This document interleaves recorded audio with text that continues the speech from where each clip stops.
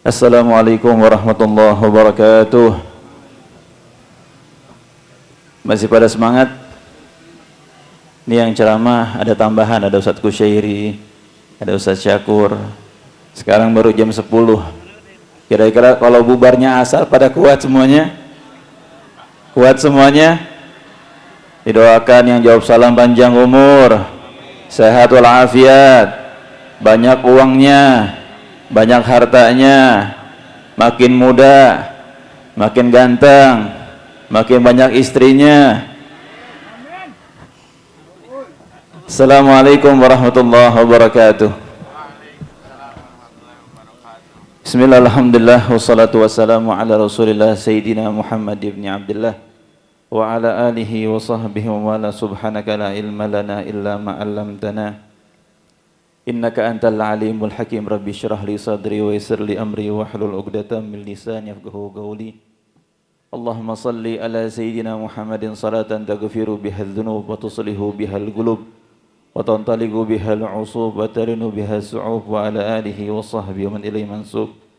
Amma ba'd, ma'asyiral hadirin wal hadirat rahimakumullah. Pertama-tama yang kita muliakan, kita hormati segenap para habaib, para alim ulama, para kiai, para ajangan, para tokoh masyarakat. Bil khusus yang kita muliakan guru-guru kita Al-Habib Ahmad bin Muhammad Al-Kaf, Al-Habib Ibrahim Al-Haddad, dan juga para guru-guru yang lainnya, yaitu Al-Ustadz Muhammad Dani, Haji Rahmat, Ustadz Syakur, Ustadz Kusyairi, dan juga kiai kita yang hadir dari Bekasi, yaitu Kiai Haji Nur Ali, dan juga qari tadi Al-Ustadz Ad-Din Nunaseha. Mudah-mudahan semua para ulama, para habaib dipanjangkan umurnya, disehatkan badannya, dimudahkan dalam segala urusannya. Dan juga kita doakan sahibul bait, sahibul ma'had, Haji Deni Irman Talib. Kita doakan beliau dan keluarga besar beliau, istri beliau, anak-anak beliau senantiasa dipanjangkan umurnya, disehatkan badannya, dimudahkan dalam segala urusannya. Dan kita semua yang hadir di pagi hari ini, mudah-mudahan tidaklah kita pulang kecuali Allah subhanahu wa ta'ala angkat derajat kita, Allah ampuni dosa-dosa kita, Allah jadikan kita sebagai hamba yang selalu mendapatkan ridhanya Allah, selalu mendapatkan nazarah daripada baginda Nabi Muhammad SAW. Amin ya rabbal alamin. Alhamdulillah, di pagi hari ini kita berkumpul bersama-sama di pondok pesantren Thalibud Darain, yang mana artinya penuntut dua dar, darul dunia dan darul akhirah. Insyaallah setiap orang yang pernah singgah, pernah duduk di tempat ini, insyaallah kita semua juga akan berkumpul di syurganya Allah subhanahu wa ta'ala bersama kekasih kita baginda Nabi Muhammad SAW. Amin ya rabbal alamin. Alhamdulillah, yang kita muliakan guru-guru kita sudah hadir di pagi hari ini, bahkan yang datangnya jauh dari Bekasi, itu Kiai Haji Nur Ali. Saya juga dulu tinggal di Bekasi, jadi sama, kita dulu kalau tinggal punya paspornya beda. Paspor orang Bekasi sama paspor orang Sukabumi beda, itu kata orang-orang. Ya, Bekasi terkenal apa? Terkenal semuanya hal, bahkan panas saya terkenal. Kiai Nur Ali dari Bekasi pakai warna putih-putih semuanya. Ustadz Adin juga sama, dari Bekasi pakai baju gamis warna putih. Tapi karena saking panas di jalan, nyampe Sukabumi warnanya apa? Hitam, Masya Allah. Tapi insya Allah itu cuma bajunya doang. Insya Allah beliau adalah seseorang yang selalu ittiba kepada baginda Nabi Muhammad SAW. Amin ya rabbal alamin. Ya, itu sedihnya tinggal di Bekasi, selalu dibully sama orang. Ya, alhamdulillah Al-Fakir sudah hijrah ke kota Sukabumi, jadi nggak pernah lagi dibully. Beda paspor, tinggal di alam yang lain, beda dunia, enggak. Cuman tinggal di Sukabumi selalu pertanyaan orang, gimana macetnya? Udah kelar belum macetnya? Ya, karena rata-rata orang Sukabumi umurnya habis di jalan kena macet. Masya Allah, mudah-mudahan Allah subhanahu wa ta'ala hilangkan kemacetan di masa depan. Amin ya rabbal alamin. Dan juga yang saya muliakan para aparatur pemerintahan, para kepolisian, Bapak polisi yang hadir, Bapak Babinsa juga hadir, alhamdulillah, yang insya Allah menjaga daripada keamanan di acara hari ini. Dan kita juga doakan semoga negeri kita Indonesia yang sekarang sedang kurang kondusif di sebagian tempat sebagai Jakarta dan lain-lainnya, semoga Allah Subhanahu wa taala senantiasa menjaga keamanan di negeri kita Indonesia ini, dan Allah jadikan negeri kita baldatun thayyibatun wa rabbun ghafur, amin ya rabbal alamin. Alhamdulillah, kita bersyukur kepada Allah Subhanahu wa taala di pagi yang mulia ini kita dikumpulkan bersama-sama untuk mengenang seseorang yang jasanya tidak pernah ada habis-habisnya. Seseorang yang selalu memberikan kebaikan untuk kita semua. Bahkan dengan meneladani daripada akhlak beliau, itu bisa menjawab daripada semua masalah-masalah yang ada di dalam kehidupan kita. Itu kita mengenang akan kelahiran baginda Nabi Muhammad sallallahu alaihi wasallam. Allah Subhanahu wa taala menyatakan, "Qul bi fadlillah wa bi rahmatihi fabidzalika falyafrahu huwa khairum mimma yajma'un." Katakanlah wahai Muhammad kepada mereka, bi rahmatillah, dengan rahmatnya Allah Subhanahu wa taala, wa bi fadlihi, dan dengan kemuliaan daripada Allah Subhanahu wa taala, fabidzalika falyafrahu. Maka dengan kedua hal tadi, dengan rahmatnya Allah, dengan kemuliaan karunia daripada Allah, falyafrahu, maka hendaklah kita berbahagia, maka hendaklah kita bersenang-senang dengan rahmat dan karunia daripada Allah Subhanahu wa taala. Maka ulama menjelaskan bahwasanya tidak ada rahmat yang paling agung kecuali melainkan diutusnya baginda Nabi Muhammad sallallahu alaihi wasallam, karena juga bersandarkan kepada ayat yang lain, wa ma arsalnaka illa rahmatan lil alamin. Tidak ada rahmat yang begitu luas kecuali dengan diutusnya baginda Nabi Muhammad sallallahu alaihi wasallam. Maka semua PR yang kita rasakan sekarang, permasalahan dalam rumah tangga, permasalahan dalam ekonomi, permasalahan dalam bermasyarakat, permasalahan dalam segala bidang apapun, maka satu jawabannya dengan kita menteladani baginda Nabi Muhammad sallallahu alaihi wasallam. Apa sebabnya di zaman sekarang banyak anak-anak yang kurang ajar kepada kedua orang tuanya? Apa sebabnya di zaman sekarang banyak orang tua yang tidak sayang kepada anak-anaknya? Karena semua mereka tidak bercermin kepada baginda Nabi Muhammad sallallahu alaihi wasallam. Kalau kita ingin maju, kita ingin sukses dalam segala hal, cukup mencontoh baginda Nabi Muhammad sallallahu alaihi wasallam. Rasul seseorang yang paling sempurna. Tidak ada satu insan makhluknya Allah yang sesempurna baginda Nabi Muhammad SAW. Baik khalaqnya, baik khuluknya, baik fisiknya, baik akhlaknya, tidak ada yang sesempurna baginda Nabi Muhammad SAW. Kalau kita bahas bagaimana fisik Nabi Muhammad SAW, beliau adalah seorang yang paling ganteng. Habib Ahmad ganteng tapi kalah sama gantengnya Nabi Muhammad. Kiai Haji Nur Ali ganteng, tapi kalah dengan kegantengan Nabi Muhammad SAW. Ya Ustaz Dani juga pengen dibilang ganteng, karena selalu ngelirik ke ibu-ibu, Masya Allah. Ya, ini hari kurang, yang di depan di panggung ini kurang sedap rasanya, karena yang dipandang laki-laki semuanya. Harusnya di samping ada yang seger-seger, minuman-minuman misalkan. Ya, Masya Allah. Nabi Muhammad SAW dari ujung kepala sampai ujung kaki orang yang paling sempurna. Punya rambut paling indah. Rambut Nabi Muhammad itu kalau kata para sahabat, rambutnya ikal, bergelombang, nggak lurus, nggak terlalu keriting, tapi indah. Rambut Nabi Muhammad itu panjang. Ya, punya wajah yang indah. Ya, alisnya tebal, punya mata yang bagus, yang hitamnya pekat. Nabi Muhammad punya hidungnya mancung, punya segala hal keindahan. Bahkan Allah Subhanahu wa taala menyatakan keindahan Nabi Muhammad SAW di dalam firman-firmannya. Alam nashrah laka sadrak. Berapa banyak ayat yang menjelaskan tentang kemuliaan daripada fisik baginda Nabi Muhammad SAW. Bahkan Abu Yazid Muhammad Al-Maliki, beliau menjelaskan dalam kitabnya Al-Insanul Kamil, bahwasanya keindahan Nabi Muhammad itu sangat sempurna. Nabi Yusuf aja yang terkenal gantengnya, itu cuma mendapatkan setengah daripada keindahan Nabi Muhammad. Setengah doang. Gak ada apa-apa dengan keindahan Nabi Muhammad SAW.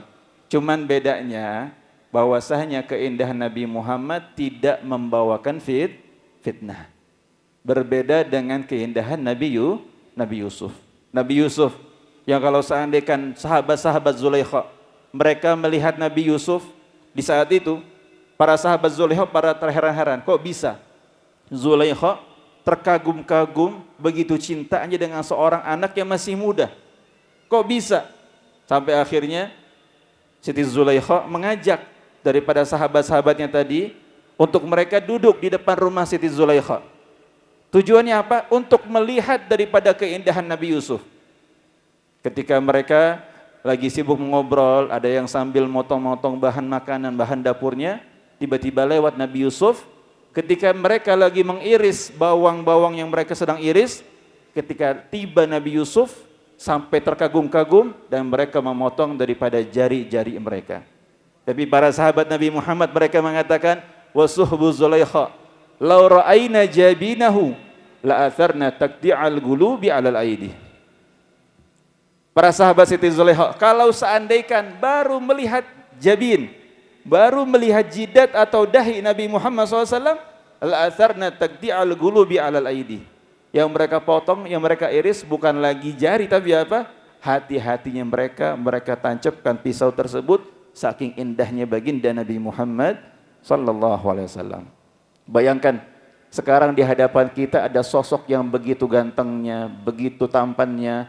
Nabi Muhammad punya kulit warnanya putih kemerahan, ya. Tapi Nabi Muhammad SAW memiliki keindahan yang begitu sempurna, tidak membawakan fitnah sama sekali. Karena kata beliau Sayyid Muhammad Al-Maliki, Nabi Muhammad diliputi dengan dua hal. Yang pertama al-haibah al-jalaliyah.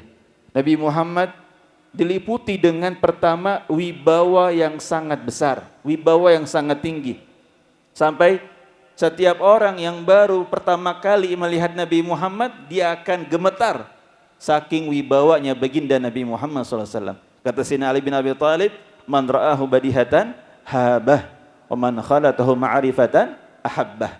Kata Sayyidina Ali bin Abi Thalib, barang siapa yang pertama kali melihat Nabi Muhammad SAW habah, dia akan gemetar saking wibawa Nabi Muhammad SAW.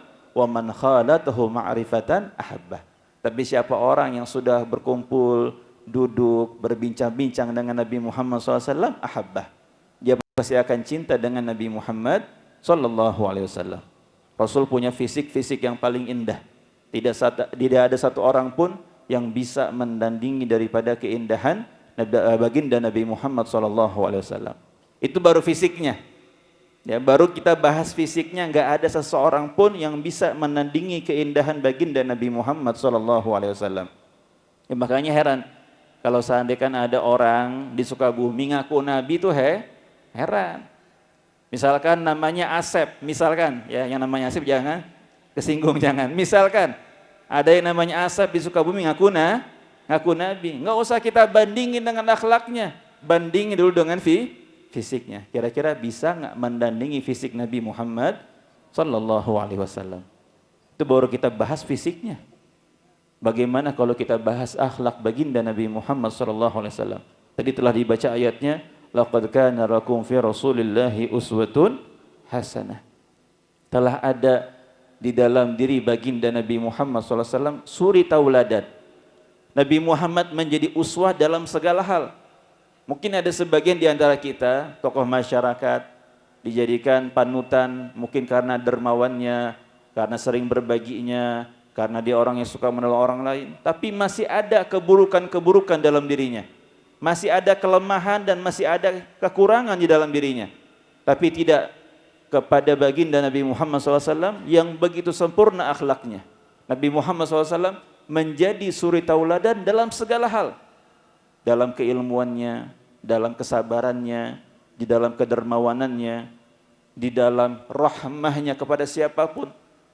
Bahkan di zaman Nabi Muhammad SAW, orang-orang yang telah berkumpul dengan Nabi Muhammad semua merasakan rahmat Nabi Muhammad.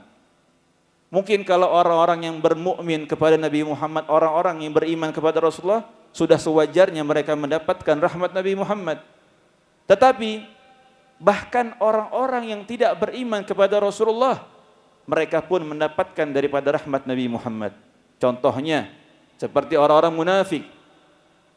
Orang-orang munafik di zaman Nabi Muhammad, mereka yang kalau di hadapan Nabi Muhammad mengaku beriman kepada Rasulullah, tapi di belakang Nabi Muhammad dia malah menjadi orang provokator terulung untuk mengubah haluan daripada umat baginda Nabi Muhammad SAW. Tetapi kita lihat bahwasanya termasuk daripada rahmat baginda Nabi Muhammad SAW, mereka orang-orang munafik tadi selama mereka masih hidup tetap dihukumi sebagai orang muslim, dalam artian mereka tidak mendapatkan hukuman secara duniawi oleh baginda Nabi Muhammad SAW. Bahkan orang-orang kafir sekalipun, mereka yang tidak beriman kepada Nabi Muhammad, yang tidak beriman kepada Allah Subhanahu wa taala, mereka juga mendapatkan daripada rahmat Nabi Muhammad. Kita mengetahui bahwasanya umat-umat terdahulu, jika seandainya mereka tidak beriman kepada Allah, tidak beriman kepada Rasulullah, dan bahkan mereka mendustakan daripada ucapan Rasulnya, Allah Subhanahu wa taala akan memberikan azab kepada mereka semua. Kita lihat bagaimana umat Nabi Musa, Nabi Isa, semua umat-umat yang terdahulu ketika mereka tidak mengimani dan mendustakan ajakan daripada Rasulnya, Allah Subhanahu wa taala akan menurunkan azab kepada mereka semua. Begitu besar rahmat yang Allah berikan kepada Nabi Muhammad SAW. Dan bahkan salah satu rahmat Nabi Muhammad sangat menyayangi anak-anak kecil. Nabi Muhammad gak pernah memberikan perlakuan yang kasar kepada anak-anaknya. Nabi Muhammad memberikan perlakuan yang baik, memberikan contoh yang baik kepada orang tua untuk sangat menyayangi anak-anaknya. Yang bahkan ada seorang Arabi datang kepada Rasulullah SAW. Ketika melihat Rasulullah sedang menggendong daripada cucunya, itu Sayyidina Hasan dan Sayyidina Husain. Kata orang Arab ini mengatakan, wahai Rasulullah, saya punya anak banyak, tapi nggak ada satu pun yang saya perlakukan seperti itu. Kata Rasulullah, man la yarham, la yurham. Barang siapa yang nggak pernah sayang kepada orang lain, maka orang tersebut nggak pernah mendapatkan rahmat daripada Allah Subhanahu wa taala. Dan juga salah satu daripada rahmat Nabi Muhammad SAW menyayangi daripada orang-orang yang membutuhkan, kepada fakir miskin dan juga kepada para janda. Terakhir, mungkin sebagai teguran kepada kita semua untuk selalu peduli kepada siapapun, terlebih kepada fakir miskin. Di saat itu ada seseorang yang datang kepada Rasulullah SAW mengatakan, Nabi Muhammad itu di saat menjadi seorang Rasul, menjadi seorang Nabi, itu bukan hanya mengajarkan agama Islam, enggak. Tapi Nabi Muhammad mendengarkan semua keluh masalahnya masyarakatnya Nabi Muhammad. Setiap orang datang kepada Rasulullah enggak hanya melulu bertanya bagaimana hukum Islam, enggak. Tapi banyak daripada mereka curhat kepada Rasulullah. Mereka cerita tentang bagaimana kehidupan mereka, tentang ekonomi mereka. Dan banyak daripada mereka yang minta daripada hajat kepada Nabi Muhammad SAW. Suatu saat ada seseorang datang kepada Rasulullah, minta hajat, wahai Rasulullah, saya minta sesuatu. Karena di rumah saya udah nggak ada apa-apa. Untuk masak nggak ada, untuk makan nggak ada. Di saat itu Nabi Muhammad SAW di rumahnya juga nggak ada apa-apa. Tapi min sya'nin Nabi Muhammad SAW nggak pernah menolak permintaan siapapun yang datang kepada Rasulullah. Sampai apa? Akhirnya kata Rasulullah, ya udah begini aja. Kalau bahasa kitanya, sekarang kamu pergi ke tokonya fulan, ke warungnya fulan, ambil hajatmu di situ, tunaikan hajatmu di situ. Maka Sayyidina Umar, seorang yang gagah, seorang yang agak tegas, yang begitu tegasnya, beliau berkata kepada Rasulullah, wahai Rasulullah, Allah Subhanahu wa taala tidak memaksakan sesuatu di luar kehendaknya kamu. Jika seandainya kau tidak punya, katakan enggak ada. Ketika Sayyidina Umar mengatakan seperti itu, terlihat daripada wajah Nabi Muhammad, wajah yang kurang suka dengan ucapan Sayyidina Umar. Tiba-tiba ada satu orang Ansor yang mengatakan di hadapan Nabi Muhammad, ya Rasulullah, anfik wala takhaf min dzil arsy iglalah. Wahai Rasulullah, berikanlah permintaan orang tersebut dan jangan pernah takut kemiskinan daripada Allah Subhanahu wa taala. Maka Rasul tersenyum dan mengatakan, bidzalika bu'ithtu. Dengan hal tersebut saya diutus oleh Allah Subhanahu wa taala.